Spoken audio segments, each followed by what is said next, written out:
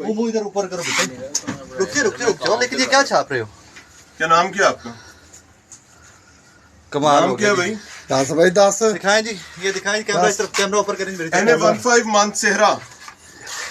अच्छा जी, ये जी ballot paper है एनए 15 मानसेहरा के। कौन कौन से छप चुके हैं बेटे? मुफ्ती किफायतुल्लाह साहब, मोहम्मद हारून साहब का। बाकी कहाँ छपे? कटो भी कटो तो ये पकड़े जी, ये पकड़े पकड़े जी। कटो कटो तो वादा 15 से कॉल करो। 15 कॉल एनए करें। 15 के बैलेट पेपर्स जी जो छप रहे हैं वो लाहौर अभी जी में इलेक्शन हो चुका हुआ है। और उसके साथ साथ ये इलेक्शन बाद जनाब कितना बैलेट पेपर है यहाँ पर? ला जनाब तमाम इलेक्शन चौक जनाब असि बेल्ट पेपर फाड़ लेने। और ये वो हाँ जी जनाब, जो अब देखो सफीर अहमद गुस्ताफ साहब खान, जहाँ से नवाज शरीफ साहब हार चुके हैं, और ये नवाज शरीफ साहब एनए 15 दैट्स द कंट्री। ये मोहम्मद नवाज ये शरीफ क्या जमहूरियत का ये आलम है। नवाज शरीफ